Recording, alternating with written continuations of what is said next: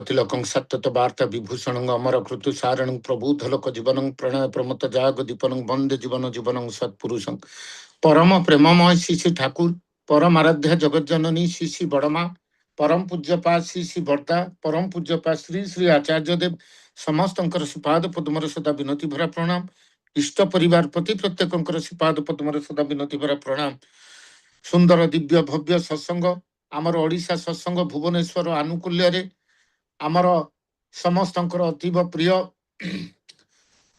सम्मान्य सुभाष चंद्र साहू भाईंकर एइभली साधु प्रचेष्टा अक्लांत उद्यम तार फलश्रुति स्वरूप आज 2045तम दिवस रे पदार्पण करिछि परम दयालंकर रातु चरण तले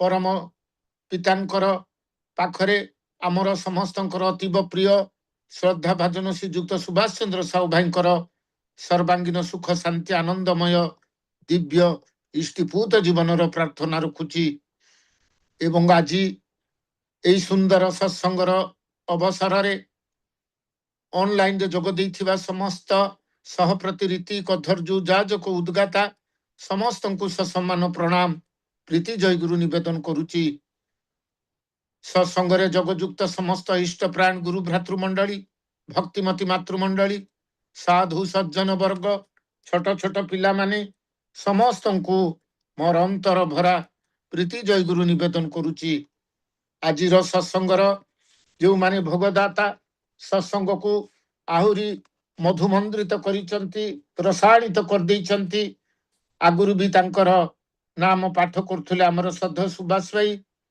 सेही सुश्री सुजाता सामल मा तांकर छोट झियो हेले भी प्रथम तांकर एई जे सरकारी चाकरी तार जे दरमा बा सैलरी ताकू से निवेदित करिसंती पूजा फूल स्वरूप प्रभुंकर रातु चरण तले सेई मांकर सर्वांगीन जीवन एइपरि भाबरे इष्टिपूत होई सुखमय उठू प्रार्थना रखे सेइपरि भाबरे आमर श्रीमती निरूपमा पट्टनायक माँ तांकर दुहिता प्रज्ञा परमिता पट्टनायक जन्म दिवस उपलक्षे भी आज सत्संग निवेदन करिसंती आउ आमर पंचदेव नेगी और श्रीमती स्मृति रेखा नेगी मांकर कथा मु जानी नथिले कथा तांकर दीक्षा पूर्वरु ही एते भाव एते भक्ति अवर्णनीय जहा आज मु सुनिकरी बो मनटा अभिभूत लागिला पारिवारिक मंगल सकाशे करिसंती तेणु पट्टनायक माँ पंदेव नेगी भाई तांकर परिवार तांकर समस्त सुख शांति आनंदमय सर्वमंगलमय सर्व कल्याणकर इष्टिपूत जीवन प्रार्थना रखुची सपरिवार सपरिवेश समस्त सुख शांतिर अधिकारी हुंतु अनुपम भावे आमर आज जोग देइथिबा समस्त भाई और माँ मानकर सेही परि सर्वांगीन सुख शांति आनंदमय निर्भावना निरुद्वेगमय सुख शांति इष्टिपूत जीवन प्रार्थना रखुची प्रभुंकर रातु चरण तले एवं आज जो विषय वस्तु ग्रह विपाकर प्रभाव एटा गोटे माने जो विषय रखा जाइछि प्रकृत रे सेही भली विषय वस्तु को आलोचना करिबा पाई मोर सेही भली बुद्धि ज्ञान बा सेही भली परिपक्वता नाही तथापि अनुरोध क्रमे किछि किछि तत्व एवं तथ्य को पाथय करी एवं संग्रह करी दुई पद तोली धरिबा पाई चेष्टा करिबी मात्र एवं भूल थिले सुधी मंडली क्षमा करिबे बोली आशा रखे एवं आमर जहा जी अछि एई जो ग्रह अनेक समय आमे भाबू ग्रह मते कौन ग्रह की दोषा पड़ी गला कि एते दुख एते कष्ट एते जंत्रणा मते सम्मुखीन होबाक पड़ुची कौन जे मोर ग्रह दोषा एमिति ही गला मते सुना को छुईले माटी ही जाउची हीरा को छुईले अंगार ही जाउची एमिति कौन सब मोर ही गला ग्रह दुर्दशा दुर्विपाक बा विपाक जहाँ भी कहि पारंती आपण माने एमिति मोर कौन ही गला एई भली भाबरे अनेक समय आमे मर्माहत ही जाऊ जहाँ आमर सनातन दर्शन बा ज्योतिष शास्त्र अनुसार एई ग्रह विपाक तार अर्थ होची ग्रह मानक द्वारा विपाक बा दुर्गति रे क्षत विक्षत हबा बा ग्रह मानकर शुभ फल द्वारा विपर्यस्त हबा ସହଜ ସରଳ ଭାଷାରେ କହିଲେ ଆମେ ପୂର୍ବ ଜନ୍ମ ବା ଇହ ଜନ୍ମରେ କରିଥିବା ଭୁଲ ଅଥବା ମନ୍ଦ ଫଳକୁ ସମୟ ଅନୁସାରେ ଗ୍ରହମାନେ ଆମକୁ ପ୍ରଦାନ କରିଥାନ୍ତି। ସୁତରାଂ ଗ୍ରହର ଏଇ ଯେ ପ୍ରଭାବ ତାହା କେବଳ ଗ୍ରହମାନେ ଜଣକୁ ଶୁଭ ଆଉ ଜଣକୁ କାହିଁକି ଅଶୁଭ ଫଳ ପ୍ରଦାନ କରନ୍ତି ତାହା ତ ହୋଇନଥାଏ। ଆମମାନଙ୍କର ଯେଭଳି କର୍ମ ଆମେ କରିଥାଉ ଆମର କର୍ମ ଗୁଡ଼ିକ ହିଁ ପରବର୍ତ୍ତୀ ମୁହୂର୍ତ୍ତରେ ଗ୍ରହମାନେ ଆମକୁ କର୍ମ ଫଳ ଆକାରରେ ପ୍ରଦାନ କରିଥାନ୍ତି।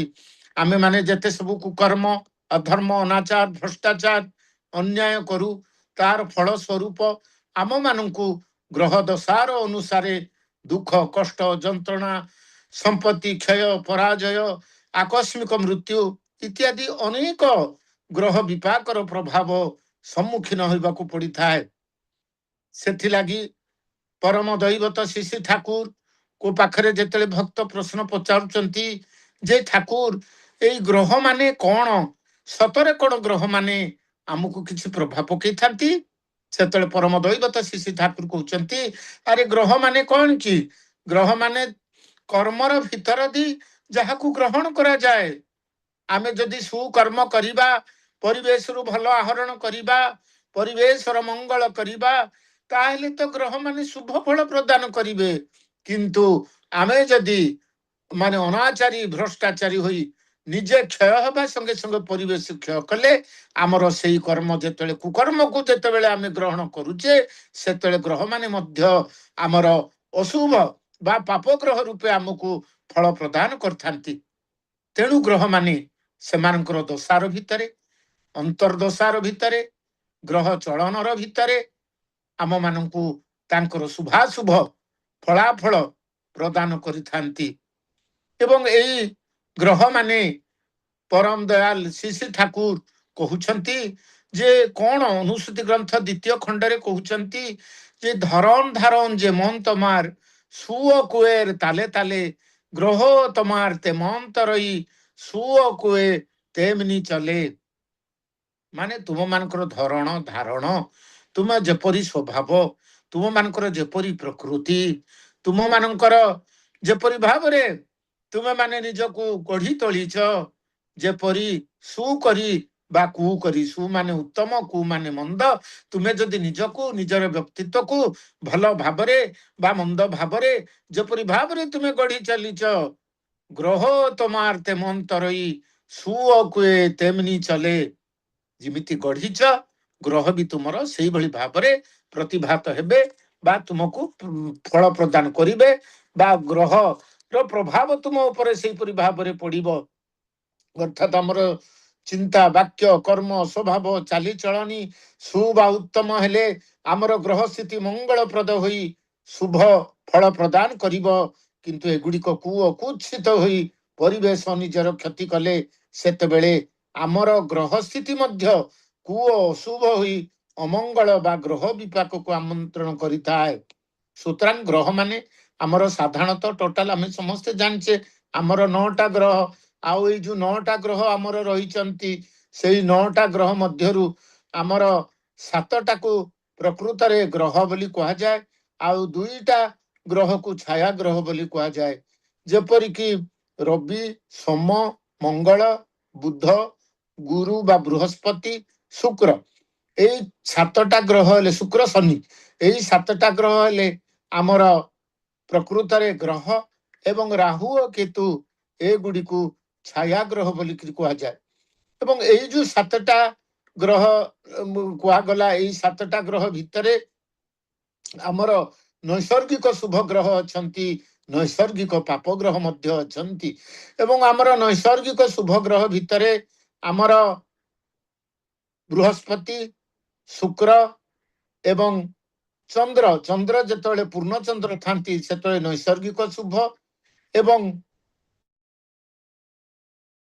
ବୁଧ ଏଇ ଗ୍ରହ ମାନେ ହେଲେ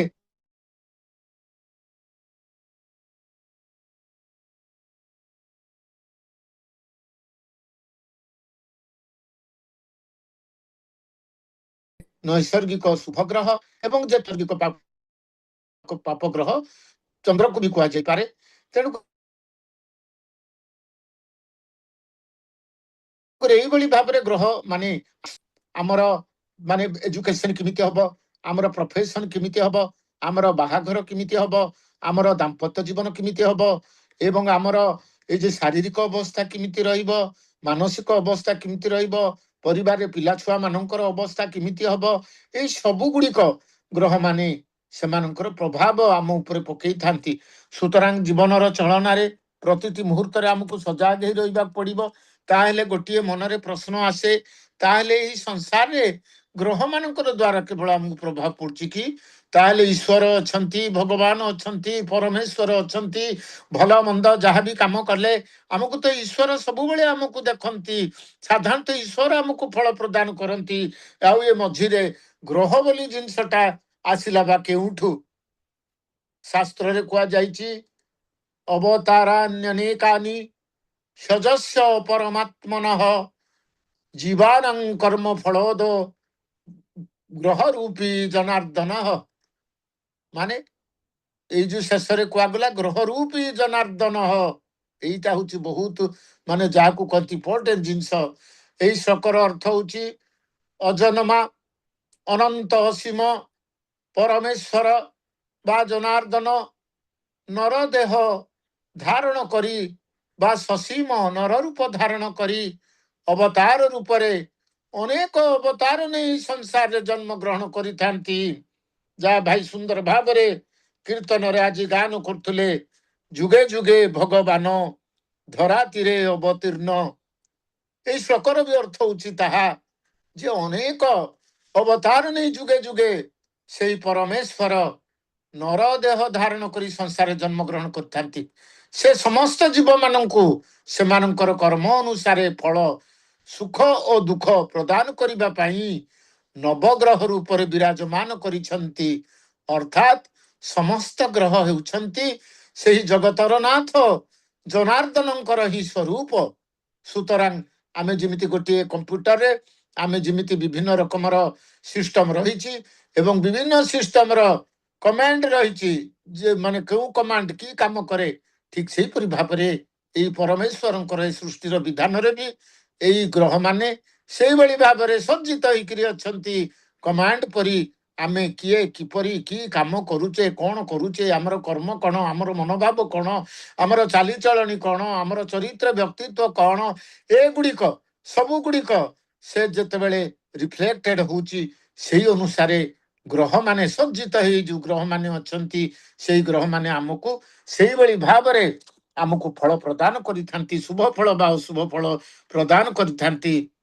ଉଦାହରଣ ସ୍ୱରୂପ ଆମେ ଯେତେବେଳେ ଅନ୍ୟାୟ କରୁ, ଅନ୍ୟକୁ ଦୁଃଖ କଷ୍ଟ ଯନ୍ତ୍ରଣା ଦେଉ, ଅଳସୁଆ ହୋଇ ଦିନ ବିତାଉ, ତାର କର୍ମ ଫଳ ସ୍ୱରୂପ ନ୍ୟାୟର ଗ୍ରହ ଶନି ଆମମାନଙ୍କୁ ମରଣାନ୍ତକ ଅଶୁଭ ଫଳ ବା ମାନସିକ ଯନ୍ତ୍ରଣା ବା ଦୁଃଖ ପ୍ରଦାନ କରିଥାନ୍ତି। ଯାହା ଶନି ଗ୍ରହଙ୍କର ଅଶୁଭ ପ୍ରଭାବ ତାର ବିଷୟରେ ଶାସ୍ତ୍ରରେ କୁହାଯାଇଛି ଜନ୍ମେ ଯୁଗ୍ମେ ଚ ପୀଡ଼ା ଧନ ଜନ ତୁରଗା ରାଜଯୋଗେ ବିଯୋଗା ବ୍ୟୟେ ରନ୍ଧ୍ରେ ଚ ବାଣେ ଦିନକର ତନୟେ କ୍ଲେଶକାରୀ ଚ ଦୁଃଖୀ।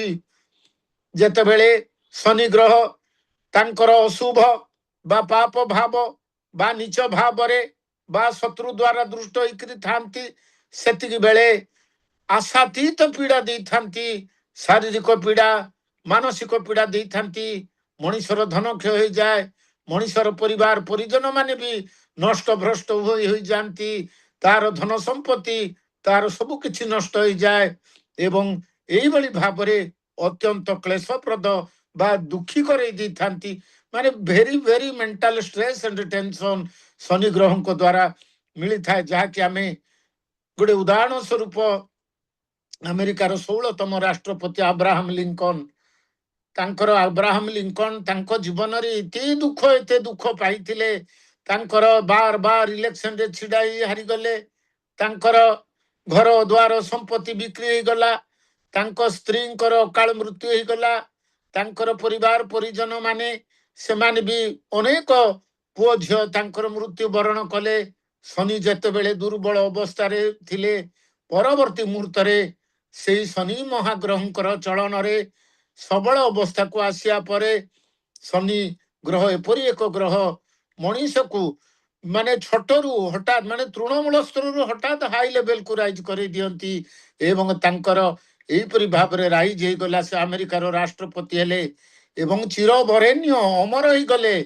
ଆମେରିକାରୁ ସବୁଦିନ ପାଇଁ କ୍ରୀତଦାସ ପ୍ରଥାକୁ ଉଚ୍ଛେଦ କରିଦେଇ, ତେଣୁ ଏଇ ସମସ୍ତ ସେଇ ଯୋଉ ଅଧିକାରୀ ହେଇଥିଲେ ତାଙ୍କର ଶନି ଗ୍ରହ ଦେଖନ୍ତୁ, ଶନି ଗ୍ରହ ତାଙ୍କୁ ଏତେ କଷ୍ଟ ମାନେ ଯାହାକୁ କହନ୍ତି କ୍ଲେଶ ଦେଇଥିଲେ, କିନ୍ତୁ ସେଇ ଶନି ଗ୍ରହର ପରବର୍ତ୍ତୀ ମୁହୂର୍ତ୍ତରେ ସବଳ ଭାବରେ ସେ ଆମେରିକାର ରାଷ୍ଟ୍ରପତି ହୋଇ ଦାସତ୍ୱ ପ୍ରଥା ବି ଚିରଦିନ ପାଇଁ ଅବଲୁପ୍ତ କରି ଇତିହାସ ବକ୍ଷରେ ଅମର ହେଇକରି ରହିଗଲେ। ତେଣୁକରି ଆମେ କହିବାର କଥା ହେଲା କୁକର୍ମ, କିନ୍ତୁ ମାନେ ଯେଉଁମାନେ କୁକର୍ମ କରନ୍ତି ସେମାନେ ତ କୁକର୍ମର ଫଳ ପାଆନ୍ତି, କିନ୍ତୁ ଯେଉଁମାନେ ପୁଣ୍ୟକର୍ମା, ଧାର୍ମିକ, ପରୋପକାରୀ, ଅନ୍ୟର ସୁଖ ବା ମଙ୍ଗଳ ବା ଉନ୍ନତି ଦେଖିଲେ ଆନନ୍ଦରେ ଫୁଲ୍ଲ ହୋଇ ଉଠନ୍ତି, ସେଇ ଶନି ଗ୍ରହ ଅହେତୁକ ଫଳ ପ୍ରଦାନ କରିଥାନ୍ତି। ଆମେ ଯଦି ଦେଖିବା ଭାରତର ରାଷ୍ଟ୍ରପିତା ମହାତ୍ମା ଗାନ୍ଧୀ, ଯାହା ମୁଁ ଇନଫର୍ମେସନ କଲେକ୍ସନ କରିଥିଲି, ସେଥିରେ ତାଙ୍କର ତୁଳା ରାଶିର ଶନି ଏବଂ ମହାତ୍ମା ଗାନ୍ଧୀଙ୍କର ତାଙ୍କର ସ୍ୱ ଜାତକରେ ନିଜର ରାଶିରେ ତୁଳା ରାଶିରେ ଯେତେବେଳେ ଶନି ମହାତ୍ମା ଗାନ୍ଧୀଙ୍କୁ ଏଇଭଳି ଭାବରେ ସଚ୍ଚୋଟ, ଏଇଭଳି ଭାବରେ ସତ୍ୟବାଦିତା, ଏଇଭଳି ଭାବରେ ନ୍ୟାୟ ପରାୟଣତା ଏବଂ ସୁଶୃଙ୍ଖଳିତ ଜୀବନର ବି ଅଧିକାରୀ କରିଥିଲା। ତାଙ୍କର ରବି ବା ସୂର୍ଯ୍ୟଙ୍କର ପ୍ରଭାବ ଏବଂ ଶନିଙ୍କର ପ୍ରଭାବ ବଳରେ ଅସାଧାରଣ ସେ ଭାବରେ ନରପୂଜ୍ୟ ହେଇ ଉଠିଥିଲେ। ଆଜି ବି ତାଙ୍କୁ ଏତେ ବଡ଼ ଭାରତ ବର୍ଷର ରାଷ୍ଟ୍ରପିତା ବୋଲି ଅଭିହିତ ହେଇଛନ୍ତି। ତେଣୁ ଆମେ ଭାବିବା ଉଚିତ ନୁହେଁ ଯେ ଗ୍ରହମାନେ ସବୁବେଳେ ଖରାପ ଫଳ ଦେଇଦେବେ। ଶନି ମାନେ ଭାରି ଭୟଭୀତ ହେଇଯାଉ, ଆମେ ଏ ଶନି ସପ୍ତାହ ପଡ଼ିଗଲା, ଶନିର ଢେଆ ହେଇଗଲା, ଏଇ ଶନି ଆମକୁ ଏଇଆ ଦେଇଦେବ, ଆମକୁ ସୁନା ଛୁଇଁଲେ ମାଟି ହେଇଯିବ, ଅଙ୍ଗାର ମାନେ ହୀରାକୁ ଛୁଇଁଲେ ଅଙ୍ଗାର, ତା ନୁହେଁ। ଆମେ ଯଦି ଭଲ କର୍ମ, ଏଇ ଯୋଉ ଗ୍ରହମାନେ ସମସ୍ତେ ଯେ ସବୁବେଳେ ବିପାକ ଦିଅନ୍ତିନି, ଦୁର୍ଦ୍ଦଶା ଦିଅନ୍ତିନି, ଖରାପ ଫଳ ଦିଅନ୍ତିନି। ଗ୍ରହମାନେ ଆମମାନଙ୍କୁ ଭଲ ଫଳ ବି ଦିଅନ୍ତି, ଶୁଭ ଫଳ ବି ଦିଅନ୍ତି। ଯାହା ଆବ୍ରାହମ ଲିଙ୍କନକୁ କିପରି ଭାବରେ ଶନି ମାନେ ଅମର କରି ରଖିଦେଲେ, ମହାତ୍ମା ଗାନ୍ଧୀଙ୍କୁ କିପରି ଭାବରେ ଶନି ଆଜି ରାଷ୍ଟ୍ରପିତା କରିଦେଲେ। ତେଣୁ ଆମେ ସବୁବେଳେ ଯେ ଗୋଟିଏ ଗ୍ରହ ଖରାପ ଫଳ ଦେବ ତାହା ନୁହେଁ। ନିଜେ ଯଦି ଆମେ କୁକର୍ମ ଅକର୍ମ ହେଇଛେ, ତାହେଲେ ଆମେ ଗ୍ରହମାନଙ୍କର ଖରାପ ଫଳ ତ ଆମକୁ ଭୋଗିବାକୁ ପଡ଼ିବ। ଗୋଟିଏ କଥା ମନେ ପଡୁଛି, ସେଦିନ ପରମ ଦୟାଲ ଶ୍ରୀ ଠାକୁର ଭକ୍ତଜନ ପରିବେଷ୍ଟିତ ହୋଇ ବସିଛନ୍ତି।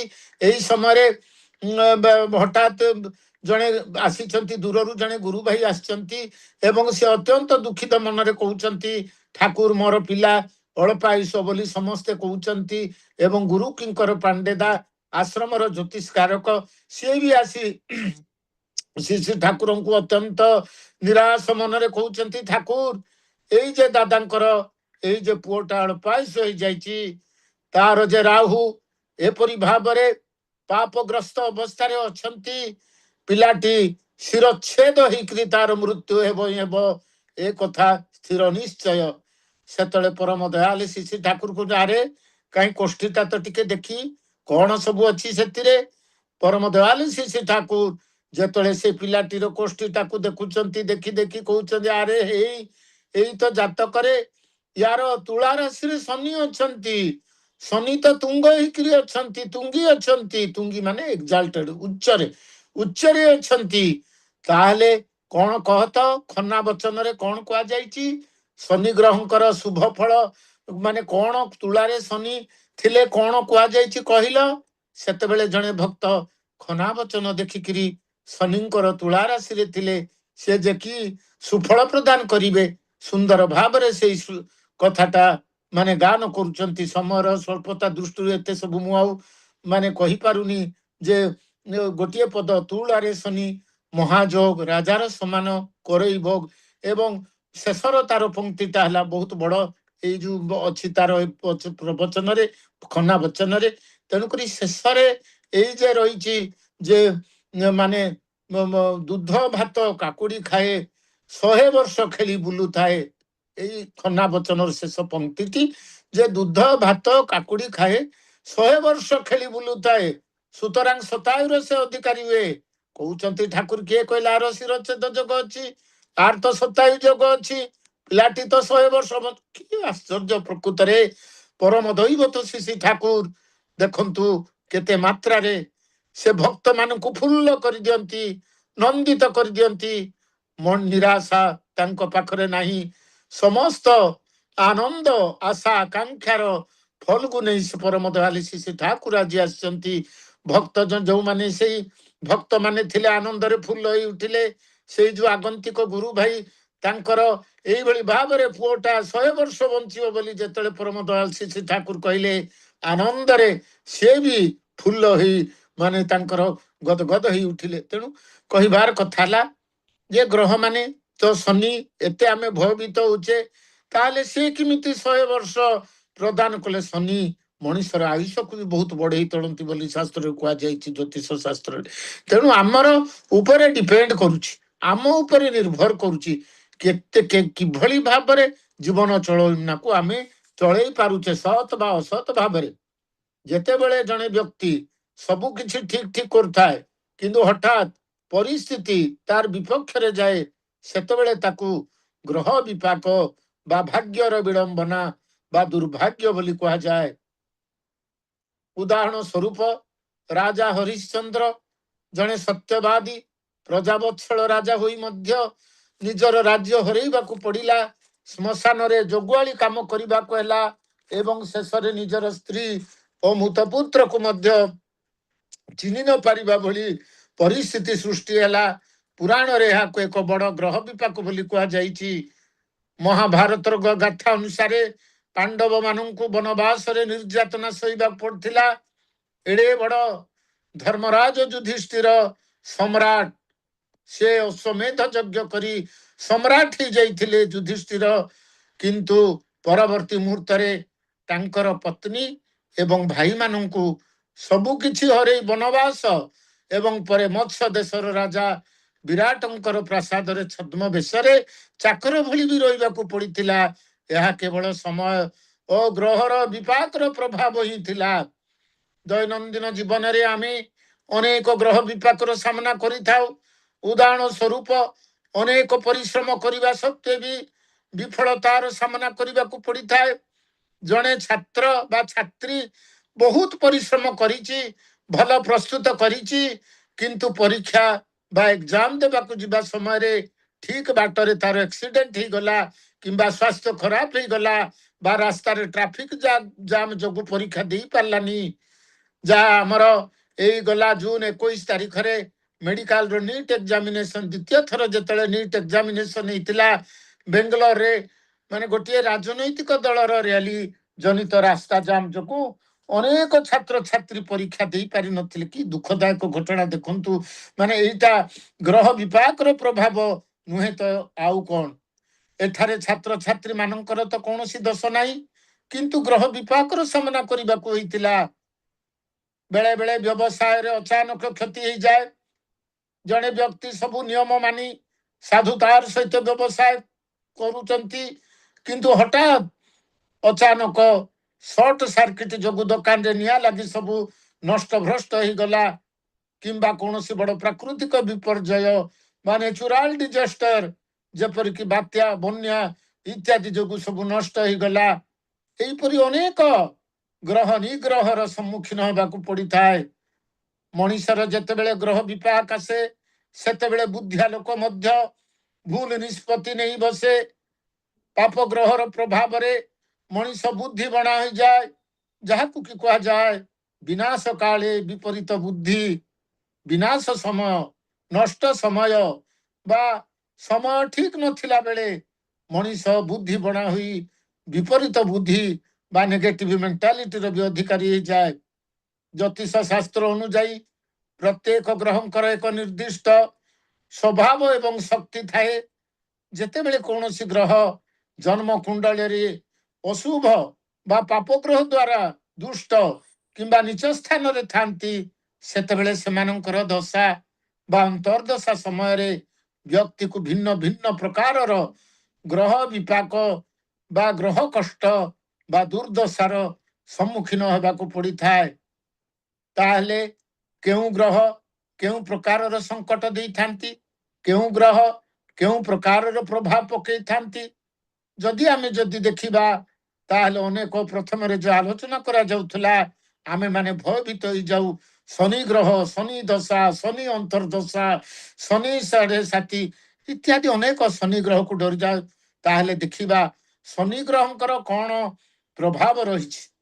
ଶନି ଗ୍ରହଙ୍କର ପ୍ରଭାବ ହେଲା ଦୀର୍ଘକାଳୀନ କଷ୍ଟ ଏବଂ ସଂଘର୍ଷ ଭୋଗିବାକୁ ପଡିଥାଏ। ଶନି ହେଉଛନ୍ତି ନ୍ୟାୟ ଓ କର୍ମର ଦେବତା, ପ୍ଲାନେଟ ଅଫ ଜଷ୍ଟିସ। ନ୍ୟାୟ ଅନ୍ୟାୟ କାମ କରିଛେ ମାନେ ନିଶ୍ଚିତ ଭାବରେ ଶନି ଦଶା ଆମକୁ ଭୋଗୀ କଷ୍ଟ ସହିବାକୁ ପଡିବ। କିନ୍ତୁ ଯୋଉମାନେ ନ୍ୟାୟବାନ ଯୋଉମାନେ ସତ୍ୟବାଦିତା ନେଇ ଚାଲନ୍ତି ଶନି କିନ୍ତୁ ସେମାନଙ୍କୁ ଶୁଭ ଫଳ ପ୍ରଦାନ କରିଥାନ୍ତି। ଜାତକରେ ଶନି ଅଶୁଭ ଥିଲେ ଯେପରିକି ସାଢେ ସାତି ବା ଢେଆ ସମୟରେ ଅଶୁଭସ୍ତ ଶନି ସବୁଠାରୁ ବଡ ଗ୍ରହ ବିପାକ ଦେଇଥାନ୍ତି। ତାର ପ୍ରଭାବ ସ୍ୱରୂପ କାର୍ଯ୍ୟରେ ଅତ୍ୟଧିକ ବିଳମ୍ବ ହୁଏ। କଠିନ ପରିଶ୍ରମ ପରେ ମଧ୍ୟ ସଫଳତା ମିଳିନଥାଏ। ବାଦ ବିବାଦ କୋର୍ଟ କଚେରୀର ମାମଲା ଆସେ। ଶାରୀରିକ ଏବଂ ଆର୍ଥିକ କଷ୍ଟ ସହିବାକୁ ପଡିଥାଏ। ଦୀର୍ଘ ଦିନ ଧରି ଚାଲୁଥିବା ବାତ ରୋଗ, ଗୋଡ କିମ୍ବା ଆଣ୍ଠୁରେ ଯନ୍ତ୍ରଣା। ଆଉ ଶନି ଯେତେବେଳେ ଖରାପ ଥାନ୍ତି ଆମର ମୋସନକୁ ଆଘାତ, ମୋସନ ମାନେ ଗତି ମାନେ ଆମର ଗତିଶୀଳତାକୁ ଆଘାତ ଦିଅନ୍ତି। ଯେପରିକି ଆମର ଗୋଡରେ ଯନ୍ତ୍ରଣା ବା ଗୋଡରେ ମାଡ ବାଜି ଯିବା ବା ଏପରି ଭାବରେ ଦୁଇ ଗୋଡ ବା ହାତରେ ଏପରି ଭାବରେ ଆମକୁ ମାନେ କଷ୍ଟ ଆସେ, ଠିକ ରୂପେ ଚାଲି ନ ପାରିବା। ଏଇ ଯୋଉ ଆମର ଗତିଶୀଳତା ତାକୁ ସେ ପ୍ରଭାବିତ କରନ୍ତି। ମାନେ ଶନି ଅଶୁଭ ଥିଲେ ଚାଲିବାରେ ମୋସନ ବା ଚାଲିବାରେ ଆମକୁ କଷ୍ଟ ହେଇଥାଏ। ଗୋଡ କିମ୍ବା ହାତକୁ ଯନ୍ତ୍ରଣା ହୁଏ ବା ତା ଉପରେ ଅଶୁଭ ପ୍ରଭାବ ପଡିଥାଏ। ଆଉ ସବୁଠାରୁ ବଡ କଥା ହେଲା ମାନସିକ ଅବସାଦ ବା ଡିପ୍ରେସନ। ଯେମିତି ସେଦିନର କଥା ମନେ ପଡୁଛି ପରମ ଦୟାଲ ଶ୍ରୀ ଠାକୁରଙ୍କର ଦିବ୍ୟ ଜୀବନର ଗାଥା ଆପଣ ମାନେ ସମସ୍ତେ ଜାଣନ୍ତି। ସେଇ ଘଟଣା ସେଦିନ ପରମ ପିତା ଶ୍ରୀ ଠାକୁର ଭକ୍ତଜନ ପରିବେଷ୍ଟିତ ହୋଇ ପାର୍ଲରରେ ବସିଛନ୍ତି ସନ୍ଧ୍ୟାର ସମୟ। ଏଇ ସମୟରେ ଆସିଲେ ଜଣେ, ଦୂରରୁ ଦେଖୁଛନ୍ତି ଜଣେ ବ୍ୟକ୍ତି ଆସୁଛନ୍ତି, ଅର୍ଦ୍ଧ ବୟସ୍କର ବ୍ୟକ୍ତି, ସାଙ୍ଗରେ ଗୋଟିଏ 20 ବର୍ଷର ଝିଅ ବି ତାଙ୍କର ଅଛି। ସେଇ ବ୍ୟକ୍ତି ଜଣକ ଯେତେବେଳେ ଆସୁଛନ୍ତି ତାଙ୍କର ଯେ ରହିଛି ତଳେ ପ୍ୟାଣ୍ଟ କିଛି କିଛି ମାତ୍ରାରେ ଚିରି ଯାଇଛି। ତାଙ୍କର ସାର୍ଟ ଯୋଉଟା ପିନ୍ଧି ଅଛି ଅନେକ ମହିଳା ଦାଗର ଛିଟା ବି ସେଥିରେ ଲାଗିଛି। ମନେ ହୁଏ ଅନେକ ଦିନ ଧରି ଦାଢି ବିକ୍ଷ ରହିନାହାନ୍ତି। ଏଇଭଳି ନିରାଶ ଅସହାୟ ଅବସ୍ଥାରେ ସେଦିନ ସେ ଶ୍ରୀ ଠାକୁରଙ୍କ ପାଖରେ ପହଞ୍ଚିଛନ୍ତି ଏବଂ ପରମ ଦୟାଲ ଶ୍ରୀ ଠାକୁରଙ୍କ ପାଖରେ ତାଙ୍କର ଝିଅ ଆସି ନିବେଦନ କରୁଛି। ଠାକୁର ବାବାଙ୍କର ଅତ୍ୟନ୍ତ ଶାରୀରିକ ଏବଂ ମାନସିକ ଯନ୍ତ୍ରଣା। ପରମ ଦୟାଲ ଶ୍ରୀ ଠାକୁର ସେ খুব স্নেহরে এবং আদରରେ সম্ভাষণ করছেন। দাদা আপনার কি হলো? সেতବେଳେ ସେଇ ଭାଇ ଜଣକ କହୁଛନ୍ତି ଯେ ଠାକୁର ମୁଁ ଜଣେ ପ୍ରକୃତରେ ଭାଗ୍ୟହୀନ ବ୍ୟକ୍ତି। ମୋର ଜୀବନର ସବୁ ନଷ୍ଟ ଭ୍ରଷ୍ଟ ହେଇଯାଇଛି ଠାକୁର। ମୋର ଯେ ମୁଁ ପୋଲିସ ଚାକିରି କରୁଥିଲି, ପୋଲିସର ମୁଁ ଜଣେ ସବ ଇନ୍ସପେକ୍ଟର ଏବଂ ମୋର ଜୀବନରେ ବେଳେ ବେଳେ ମଣିଷର ଏଭଳି ଦୁର୍ଦ୍ଦଶା ଆସେ। ସେଇ ଦୁର୍ଦ୍ଦଶା ଅକଳ୍ପନୀୟ ଅବର୍ଣ୍ଣନୀୟ। ମୋ ଜୀବନରେ ବି ଏଇଭଳି ଅହେତୁକି ଦୁର୍ଦ୍ଦଶା ଆସିଛି ଠାକୁର। ମୋର 2ଟି ପୁତ୍ର ଆକ୍ସିଡେଣ୍ଟରେ ପ୍ରାଣ ହରେଇଛନ୍ତି। ମୋର ସ୍ତ୍ରୀ କ୍ୟାନ୍ସର ରୋଗରେ ପୀଡ଼ିତ ଏବଂ ମୋର ଏଇ ଯେ ଝିଅକୁ ଆପଣଙ୍କ ପାଖକୁ ଆଣିଛି, ଏଇ ଝିଅର ବି ଗୋଟିଏ ପୁଅ ହେଇଥିଲା ଏବଂ ସେଇ ଝିଅର ପୁଅ ବି ମୃତ୍ୟୁବରଣ କରିଛି। ମୋର କୁଳ ବଂଶ ସବୁ କିଛି ଉଜୁଡି ଯାଇଛି। କେବଳ ଏତିକିରେ ମୋର କଣ ଦୁଃଖ ସରିଛି? ତା ବି ନୁହେଁ। ମୁଁ ଚାକିରି କରୁଥିଲି, ମୋର ମିଥ୍ୟା ଆରୋପ ଲଗାଇ ଡିପାର୍ଟମେଣ୍ଟ ମତେ ସସ୍ପେଣ୍ଡ କରିଦେଇଛି ଆଜକୁ 3 ମାସ ତଳେ।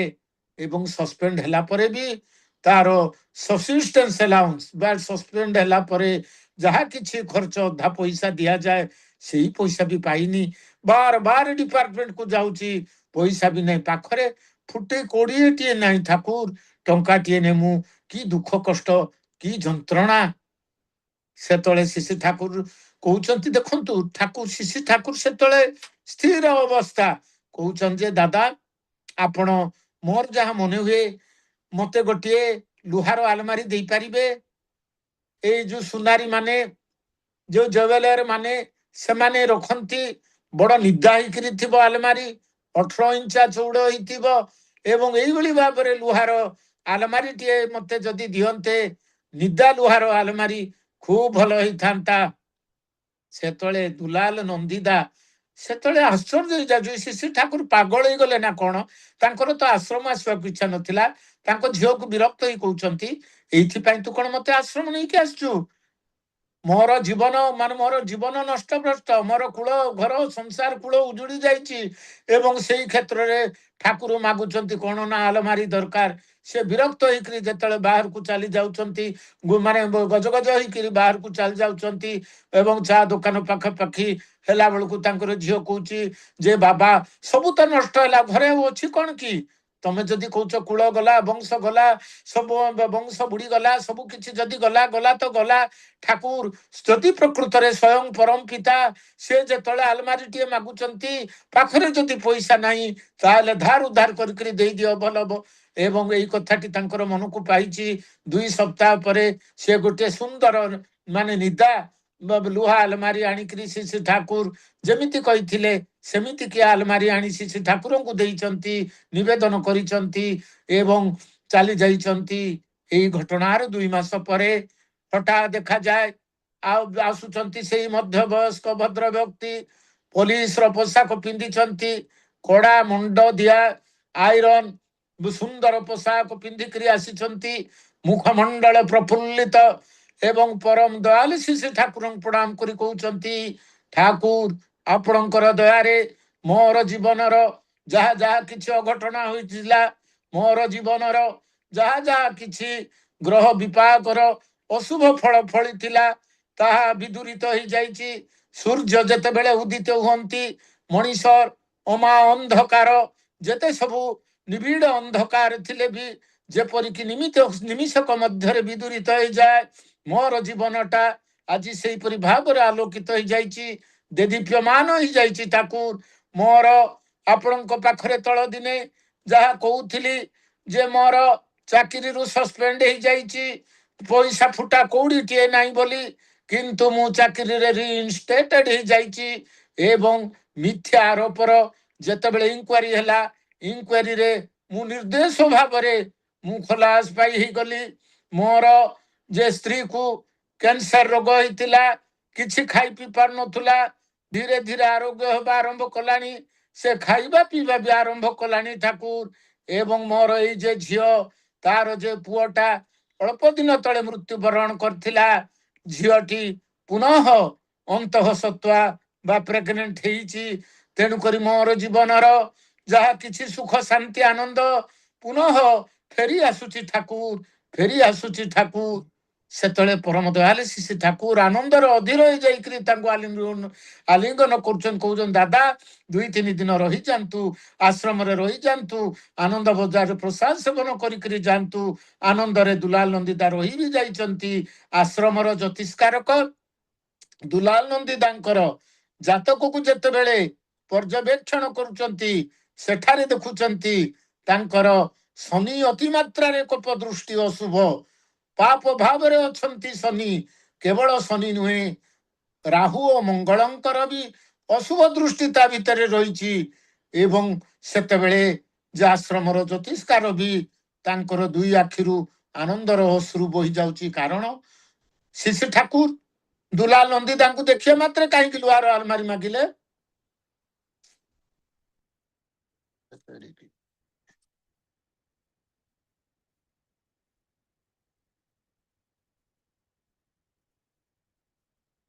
हेलो शुभुची हाँ शुभुची टिके फोन गुड़ाक आसुची तो मझी मझी फोन आसथिला आज्ञा कहूँ हाँ जत समय हेले टी कहिबे सुभाष हुए तो समयटा बड़ दीर्घ टपिकटा तो हुए तो समय पड़ेब हाँ जेतले दुलाल नंदी दांकर एई जे प्रथम दर्शन रे ही श्री ठाकुर जानी पारले जे तांकर शनिंकर शुभ प्रभाव पड़ीची मंगल और राहुंकर भी कोप दृष्टि पड़ीची सेही थी लागी सेही ग्रह दोष रु मुक्त करिबा पई ଶ୍ରୀ ଶ୍ରୀ ଠାକୁର ତାଙ୍କୁ ଆଲମାରି ଚାହିଁଥିଲେ, କାରଣ ଶାସ୍ତ୍ରରେ ଉଲ୍ଲେଖ କରାଯାଇଛି ଜ୍ୟୋତିଷ ଶାସ୍ତ୍ରରେ ଯେ ଯେତେବେଳେ ଆମକୁ ଶନି ଦଶା ପଡିଥାଏ, କୌଣସି ଶୁଦ୍ଧ ସଦାଚାରୀ ବ୍ରାହ୍ମଣକୁ ଯଦି ଲୌହ ବସ୍ତୁ ବା ଲୁହାର ଦାନ ଦିଆଯାଏ, ସେତେବେଳେ ଶନି ଦଶାର କିଛି ପ୍ରକୋପରୁ ମୁକ୍ତି ମିଳିଥାଏ।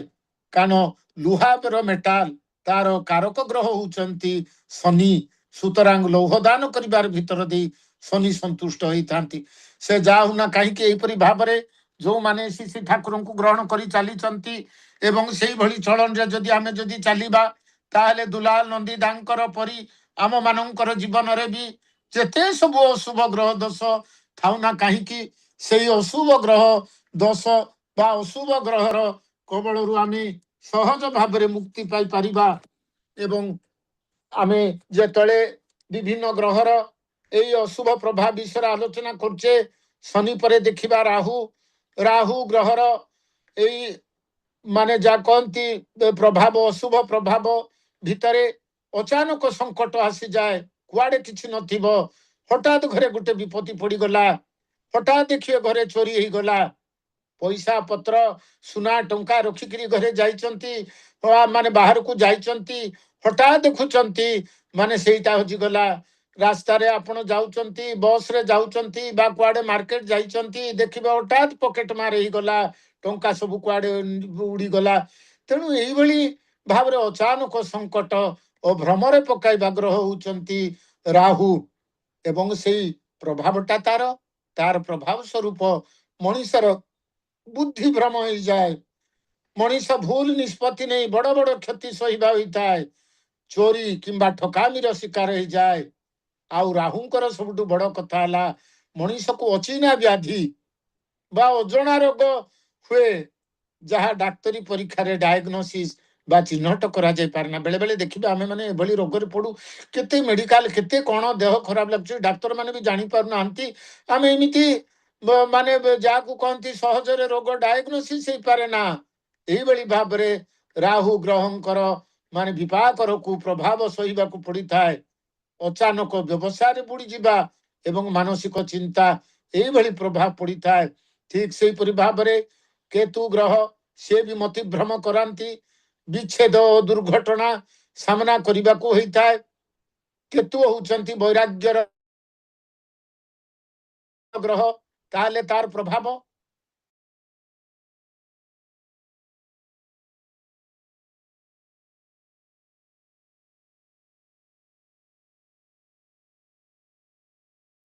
ମଣିଷର ନିଜର ଲୋକ କିଏ, ପରିବାର, ସ୍ତ୍ରୀ, ପୁଅ, ଝିଅ ଏମାନଙ୍କ ଠାରୁ ବି ଅଲଗା ହେଇ ରହିବାକୁ ପଡେ।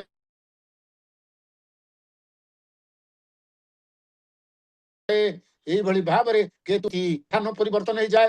ଦେଖିବେ ଚାକିରି ପିରିୟଡ ଠିକ ଠିକ ଚାଲିଥିବ, ହଠାତ୍ ଗୋଟେ ଟ୍ରାନ୍ସଫର ଅର୍ଡର ପହଞ୍ଚିଗଲା, ଆମେ ଜାଣିପାରି ନଥିବା, ଚେଞ୍ଜ ହେଇଗଲା, ପ୍ଲେସ ଚେଞ୍ଜ ହେଇଗଲା। ଏଇଟା କେତୁ ଗ୍ରହର ପ୍ରଭାବ। କେବଳ ସେତି ନୁହେଁ, ଯେତେବେଳେ ରୋଗ ବୈରାଗ୍ୟ ଭିତରେ ଆମକୁ ଚର୍ମ ରୋଗ ବା ସ୍କିନ୍ ଡିଜିଜେସ୍, ଟକ୍ସିକ ଇନ୍ସପେକ୍ଟ ବା ବିଷାକ୍ତ କୀଟ କାମୁଡିକିରି ମାନେ ଆମକୁ ମାନେ କଷ୍ଟ ପାଇବା, ଅପରେସନ ଶରୀରର ବିଭିନ୍ନ ଅଙ୍ଗ ପ୍ରତ୍ୟଙ୍ଗ ଯେତେବେଳେ ଆମର ଅପରେସନ ହଉଛି ବା ଶଲ୍ୟ ଚିକିତ୍ସା ହଉଛି କିମ୍ବା ଅଚାନକ ରକ୍ତପାତ ଜନିତ ଦୁର୍ଘଟଣା ହଉଛି, କେତୁ ଗ୍ରହ ଦ୍ଵାରା ହେଇଥାଏ। ଠିକ ସେଇପରି ଭାବରେ ମଙ୍ଗଳ ହଉଛନ୍ତି କ୍ରୋଧ ଓ ରକ୍ତପାତର ଗ୍ରହ। ମଙ୍ଗଳ ହେଉଛନ୍ତି ଅଗ୍ନି ତତ୍ଵର ଗ୍ରହ। ମଙ୍ଗଳ ଅଶୁଭ ଥିଲେ କୁଣ୍ଡଳୀରେ ମାଙ୍ଗଲିକ ଦୋଷ ସୃଷ୍ଟି ହେଇଥାଏ। ତାର ପ୍ରଭାବରେ ମଣିଷ ଅତ୍ୟଧିକ କ୍ରୋଧୀ ହେଇଥାଏ, ମଣିଷର ପାରିବାରିକ ସମ୍ପର୍କ ଭାଙ୍ଗିଯାଏ, ପରିବାରରେ ଅଶାନ୍ତି, ବିଶେଷ କରି ଭାଇମାନଙ୍କ ସହ ଶତ୍ରୁତା ସୃଷ୍ଟି ହେଇଥାଏ। ରକ୍ତ ସମ୍ବନ୍ଧୀୟ ରୋଗ, ହାଇ ବିପି, ମାନେ ଯାହା କହନ୍ତି ବ୍ଲଡ କ୍ୟାନ୍ସର, ନିଆଁ ବା ଗାଡି ଦୁର୍ଘଟଣାରେ ଆଘାତ ଲାଗେ ଏବଂ ଜମିବାଡିର ବିବାଦ ବି ଲାଗି ରହିଥାଏ। ଯାହା ଏଇ ଯୋଉ ମଙ୍ଗଳ ଗ୍ରହଙ୍କର ଏଇ ଯେ ପ୍ରଭାବର ବିଷୟ ଯଦି ଆମେ ଦେଖିବା, ଆଲୋଚନା କରୁଥିଲେ ମହାତ୍ମା ଗାନ୍ଧୀଙ୍କର କଥା, ଯେ ଜନ୍ମ କୁଣ୍ଡଳୀରେ ଶନି ଯଦିଚ ମହାତ୍ମା ଗାନ୍ଧୀଙ୍କର ପ୍ରଥମ ଭାବରେ ତୁଳା ରାଶିରେ ଥିଲେ, ତାଙ୍କୁ ଜୀବନ ସାରା ଲୋକଙ୍କର ସେବା କରିବା ଏବଂ ଶୃଙ୍ଖଳିତ ରହିବା ପାଇଁ ପ୍ରେରଣା ଦେଇଥିଲା। କିନ୍ତୁ ଗ୍ରହର ବିପାକଟା କଣ ସହିବାକୁ ପଡିଥିଲା, ମଙ୍ଗଳ ଗ୍ରହ। କିନ୍ତୁ ତାଙ୍କର କୁଣ୍ଡଳୀରେ ରାହୁ ଓ ମଙ୍ଗଳଙ୍କର କିଛି ପ୍ରତିକୂଳ ପ୍ରଭାବ ଥିଲା। ମଙ୍ଗଳ ଗ୍ରହ ଅଗ୍ନି ଓ ହିଂସାର କାରକ। ଯେତେବେଳେ ତାଙ୍କର ଜୀବନର ଶେଷ ସମୟ ଆସିଲା, ସେତେବେଳେ ମଙ୍ଗଳଙ୍କର ନକାରାତ୍ମକ ପ୍ରଭାବ ଯୋଗୁଁ ଗୁଳି ଚଟ ଖାଇ ରକ୍ତପାତ ଜନିତ ହିଂସାର ଶିକାର ହୋଇ ପ୍ରାଣ ହରାଇବାକୁ ପଡ଼ିଥିଲା। ଏଇଭଳି ଭାବରେ ମଙ୍ଗଳ ଆକ୍ସିଡେଣ୍ଟ ଏବଂ ଯାହାକୁ କହନ୍ତି ଏଇଭଳି ଗୁରୁତର କଷ୍ଟ ତାଙ୍କର କୁପ୍ରଭାବର ଭିତରେ ଦେଇଥାନ୍ତି। ରବି ବା ସୂର୍ଯ୍ୟ, ରବି ହେଲେ ସବୁଠାରୁ ପାୱାରଫୁଲ ପ୍ଲାନେଟ। ଆମେ ସମସ୍ତେ ଜାଣିଛେ ରବି ବା ସୂର୍ଯ୍ୟ ହେଉଛନ୍ତି ଆତ୍ମକାରକ ଗ୍ରହ। ତେଣୁ ରବି ବା ସୂର୍ଯ୍ୟ ସେ ହେଉଛନ୍ତି ପିତୃକାରକ ଗ୍ରହ ମଧ୍ୟ। ରବି ଗ୍ରହ ବିପାକର କୁପ୍ରଭାବ ସ୍ୱରୂପ ପିତା ବା ବାପାଙ୍କ ସହ ମତଭେଦ ହୁଏ, ଚାକିରି କ୍ଷେତ୍ରରେ ଅପମାନ ସହିବାକୁ ପଡ଼ିଥାଏ, ଆଡମିନିଷ୍ଟ୍ରେଟିଭ ପନିଶମେଣ୍ଟ ବା ସରକାରୀ ଦଣ୍ଡ ବା ଜରିମାନା ହୋଇଥାଏ, ଡିପାର୍ଟମେଣ୍ଟାଲ ପ୍ରୋସିଡିଂ ସସ୍ପେଣ୍ଡ ଡିସମିସ୍ ଇତ୍ୟାଦି ହେବାକୁ ପଡ଼ିଥାଏ ଏବଂ ଶାରୀରିକ ବ୍ୟାଧି ଜନିତ ଆମର ଆଖି ଏବଂ ହାର୍ଟ ପ୍ରୋବ୍ଲେମ ବି ଆସିଥାଏ। ଆଉ ଚନ୍ଦ୍ର ସେହିପରି, ଚନ୍ଦ୍ର ହେଉଛନ୍ତି ମନ।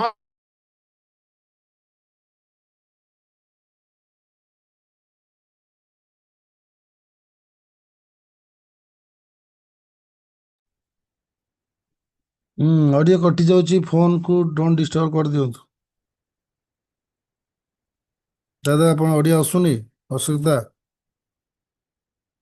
ହ୍ୟାଲୋ, ଅସୁବିଧା, ଅଡ଼ିଓ ଆସୁନି। ହ୍ୟାଲୋ, କାରକ ଗ୍ରହ ଚନ୍ଦ୍ର ଯେତେବେଳେ ଖରାପ। ହ୍ୟାଲୋ ସୁବାସ ଭାଇ, ଆଉ ଗୋଟେ ମୋବାଇଲ ସରିତା ତ୍ରିପାଠୀ ସେଇଟା ଟିକେ ଅଶୋକ କୁମାର ପେଡ ଆଉ ଗୋଟେ ବି ଟିକେ କରିଦିଅନ୍ତୁ। ଏଇଟା ଟିକେ ବହୁତ ଫୋନ ଆସୁଛି ତ କଟି ଯାଉ। ହଁ ଠିକ୍ ଅଛି, କରିଦେଉଛି। ନେକ୍ସଟ ଆପଣ କହୁଥାନ୍ତୁ, ଏଇଟା ଆରଟାକୁ ଯାଆନ୍ତୁ। ଚନ୍ଦ୍ର ହେଉଛନ୍ତି ମନର କାରକ ଗ୍ରହ, ମାତୃକାରକ ଗ୍ରହ। ଚନ୍ଦ୍ର ଯେତେବେଳେ ଖରାପ ବା ଅଶୁଭ ଥିଲେ ମଣିଷର ତାର ମାଙ୍କ ସହ ପଡ଼ିନଥାଏ। ମାଙ୍କର ଆହୁରି ଆସିଲା ଏଇଟା ଖରାପ ତେବେ ମତେ ହଁ ଆରଟା ଅନ୍ କରନ୍ତୁ, ଆର ମୋବାଇଲଟା, ଏଇଟା ବନ୍ଦ କରିଦିଅନ୍ତୁ। ବନ୍ଦ କରିଦେବା ଏଇଟା। ଆରଟା ଅନ୍ କଲେ, ଅଡ଼ିଓ ଅନ୍ କରନ୍ତୁ। ଯେତେ ଫୋନ ଆସିବ ଆଉ। କୁହନ୍ତୁ। ହଁ ଶୁଭିଲା ଭାଇ? ଆଜ୍ଞା ଶୁଭିଲା। ହଁ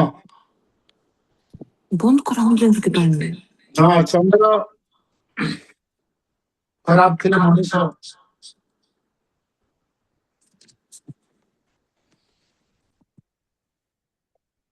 ସେଇଟା ଦୂରକୁ ନେଇଯାଆନ୍ତୁ, ଆରଟା ଦୂରକୁ ନେଇଯାଆନ୍ତୁ, ପାଖରେ ରଖନ୍ତୁନି। ଏଇ ହେଲା ବନ୍ଦ କରିଦେଲି।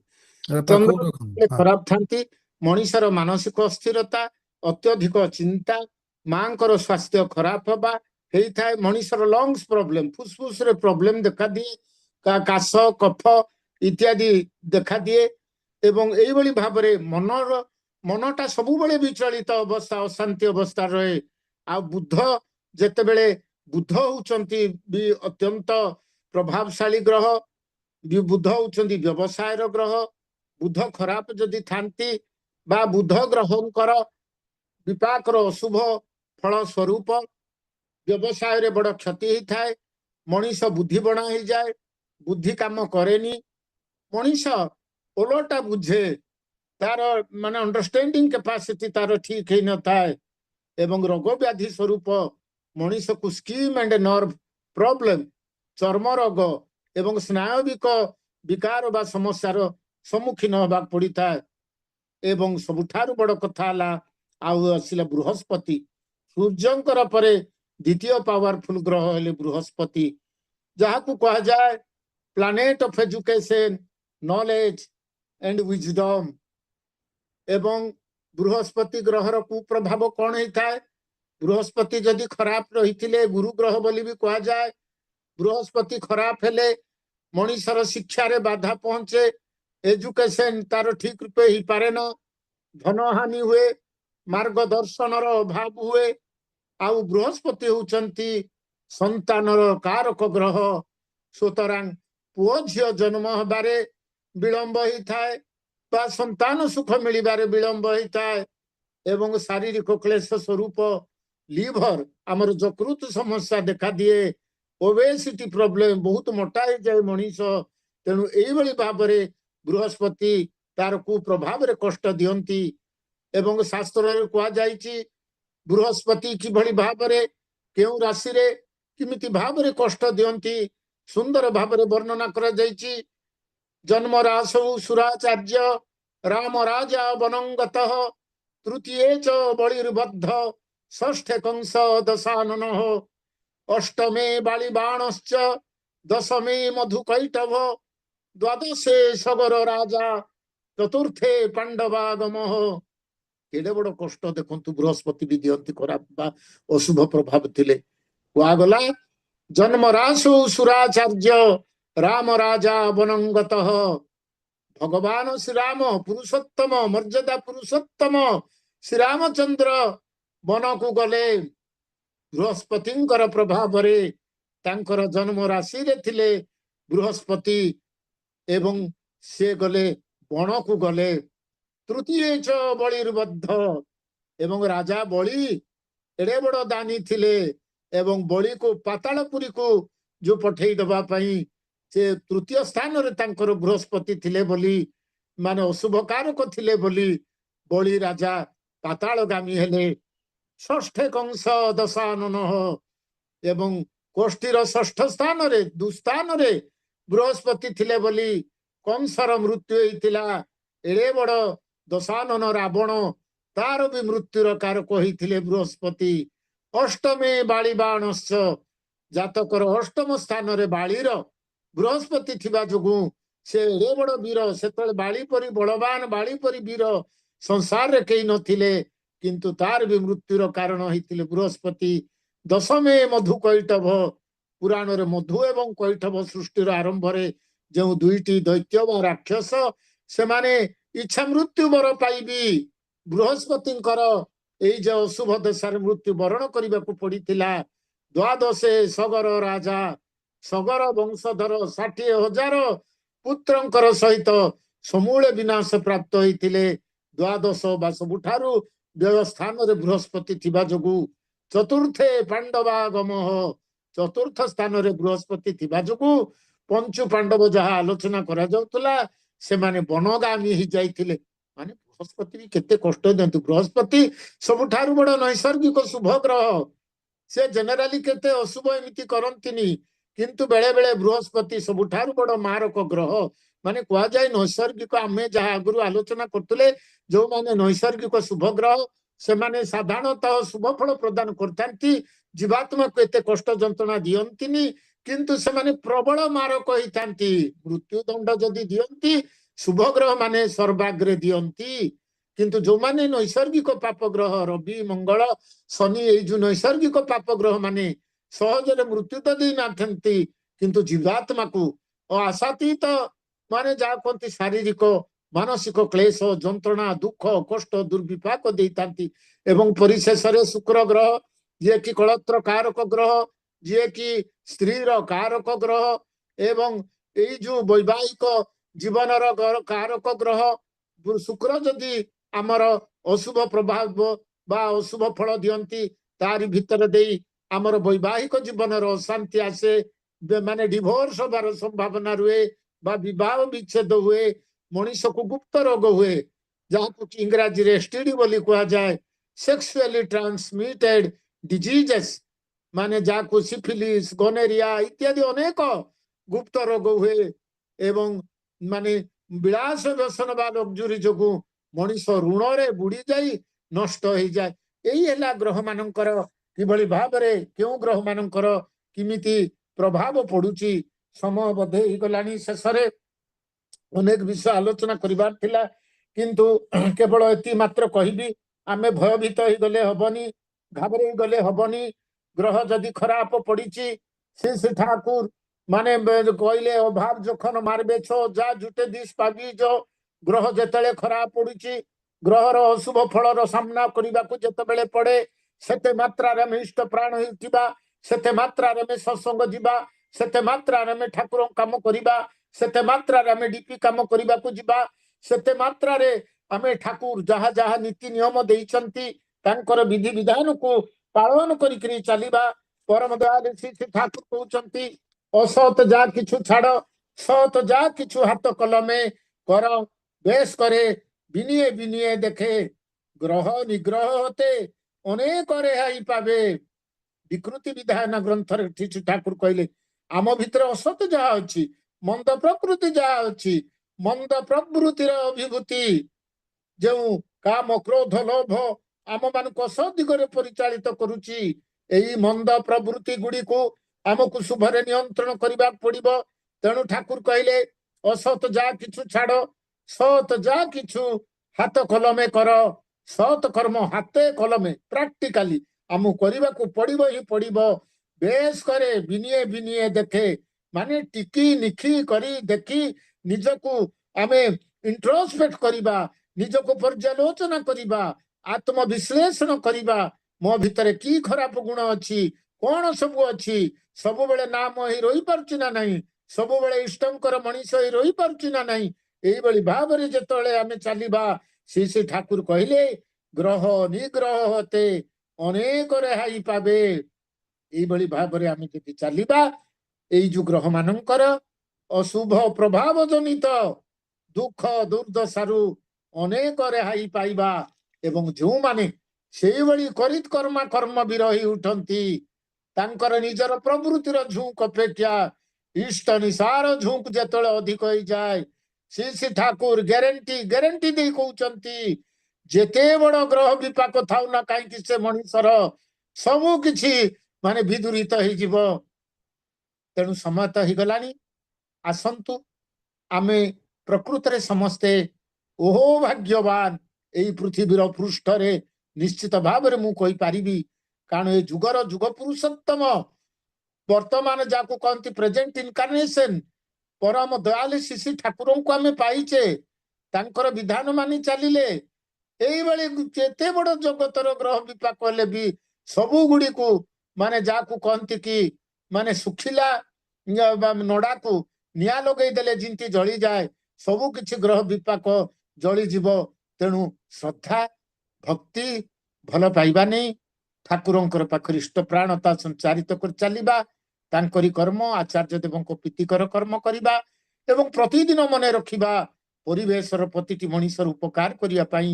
କାରଣ ଶାସ୍ତ୍ରରେ ବି କୁହାଯାଇଛି, ଯେତେବେଳେ ଗ୍ରହ ବିପାକ ଆସେ ସେତିବେଳେ ଦାନ ମାନେ ଯଜ୍ଞ କୁହାଯାଇଛି, ଦାନ ଯଜ୍ଞ ସତ୍କର୍ମର ଭିତରେ ଦେଇ ମୁକ୍ତି ମିଳେ। ତେଣୁ ଆମେ ଆଜି ସେଇଭଳି ପ୍ଲାଟଫର୍ମ ପାଇଛେ ପରମ ଦୟାଳ ଶ୍ରୀ ଠାକୁର ଏବଂ ଆଚାର୍ଯ୍ୟ ପରମ୍ପରା। ତେଣୁ ତାହାକୁ ଆମେ ସୁନ୍ଦର ଭାବରେ ତାଙ୍କର ପ୍ରୀତିକର କର୍ମ କରିବା, ତାଙ୍କର ମନ ଲାଖି ମଣିଷ ହେଇ ଉଠିବା, ଯାହା ଫଳରେ କି ଅସୁମାରୀ ଗ୍ରହ ବିପାକର ହାତରୁ ସହଜରେ ରକ୍ଷା ପାଇପାରିବା। ଜୟ ଗୁରୁ।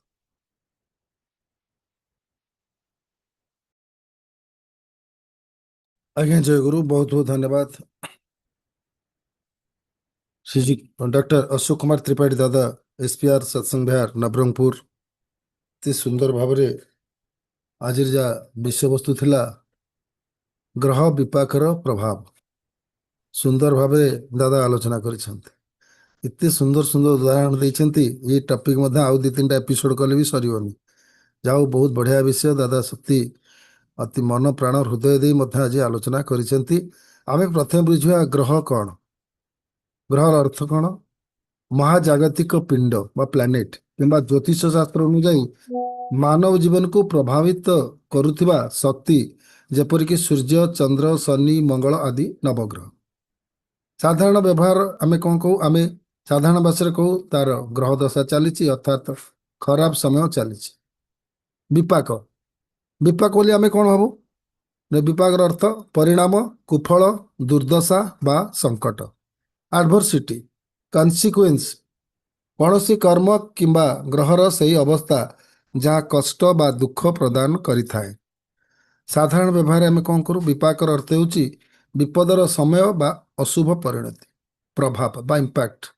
ଆମେ ଅସର ପ୍ରତିପତ୍ତି ବା ପ୍ରତିକ୍ରିୟା ବା ଇଫେକ୍ଟ ବା ଇନଫ୍ଲୁଏନ୍ସ ବା କୌଣସି ବସ୍ତୁ କିମ୍ବା ଶକ୍ତି ଅନ୍ୟ ଜଣକ ଉପରେ ଯେଉଁ ପରିବର୍ତ୍ତନ ଆଣିଥାଏ। ସାଧାରଣ ବ୍ୟବହାର ଆମେ ଔଷଧର ପ୍ରଭାବ, ବା ଖରାପ ସଙ୍ଗତର ପ୍ରଭାବ ଯେମିତି ପଡ଼ିଥାଏ। ଏକତ୍ର ଅର୍ଥ ହେଉଛି ଗ୍ରହ ବିପାକର ପ୍ରଭାବ।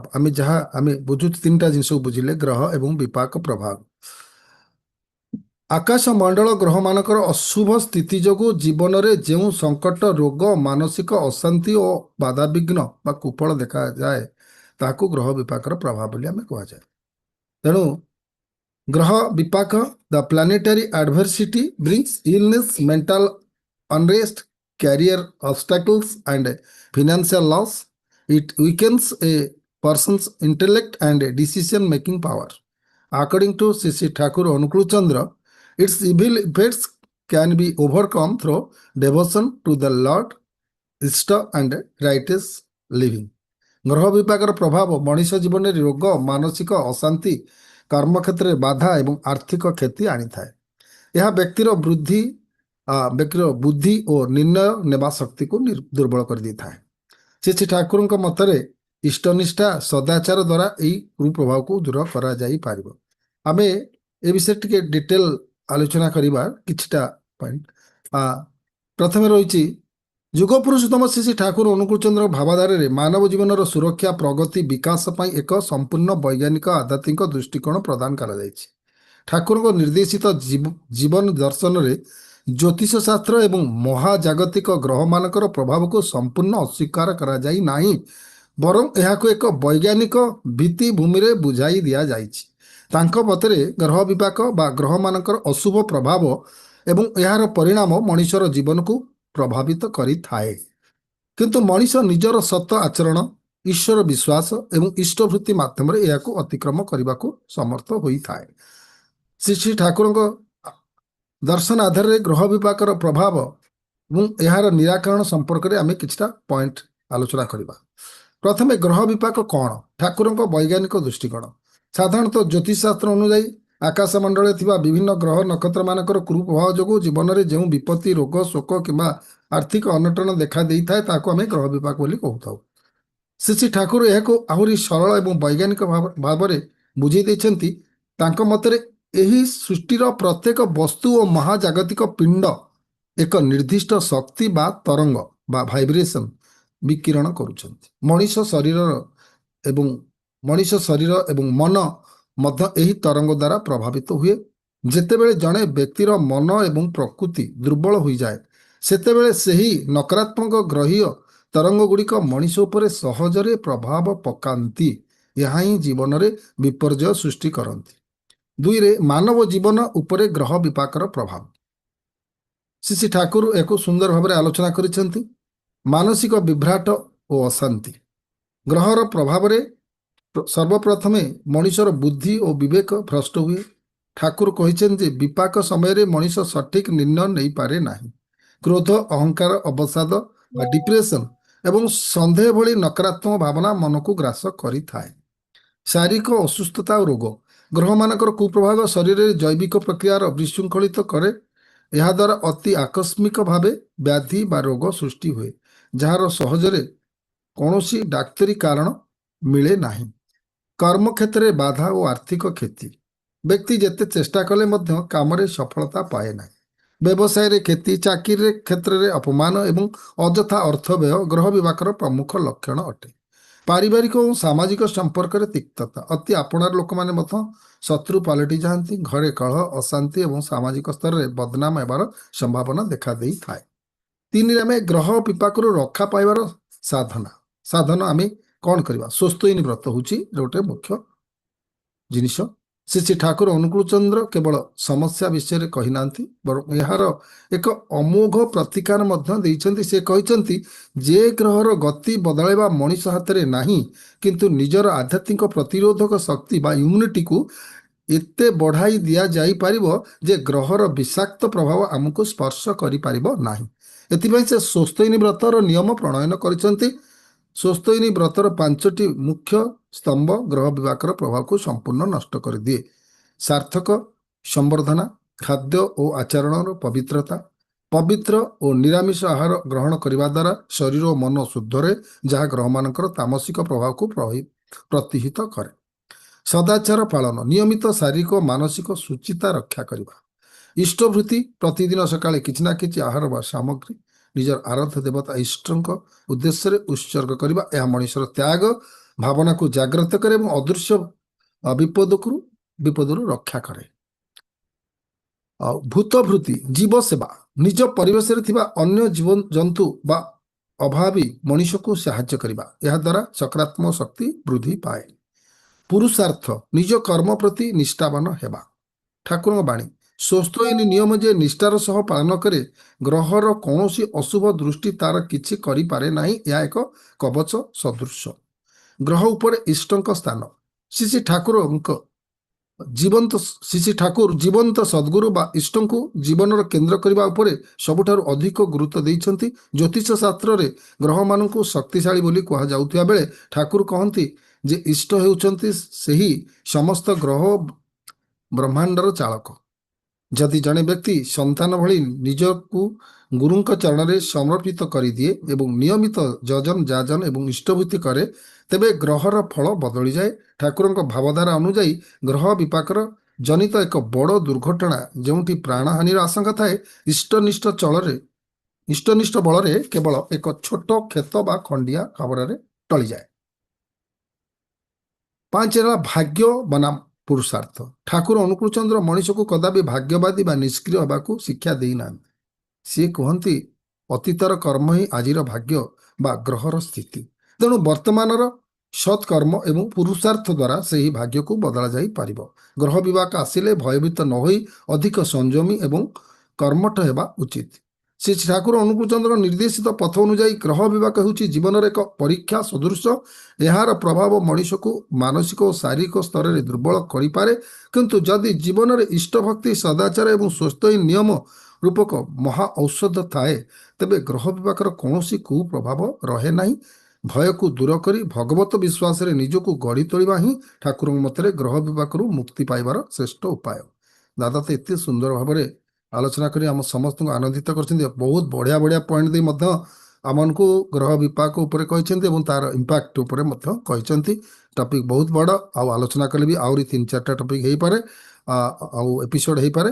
ଦାଦା ଆଜି ବହୁମୂଲ୍ୟ ସମୟ ଦେଇ ବହୁ ଡାଟା କଲେକ୍ସନ କରି ସୁନ୍ଦର ଭାବରେ ଆଲୋଚନା କରି ଆମ ସମସ୍ତଙ୍କୁ ତୃପ୍ତ କରିଛନ୍ତି। ସେଥିପାଇଁ ଦାଦା ଏବଂ ତାଙ୍କ ପରିବାରର ସମସ୍ତଙ୍କର ମଙ୍ଗଳ ନିମନ୍ତେ ମୁଁ ପ୍ରଭୁଙ୍କ ଶ୍ରୀ ପାଦ ପଦ୍ମରେ ପ୍ରଣାମ ଜଣାଉଛି। ଧନ୍ୟବାଦ ଦାଦା।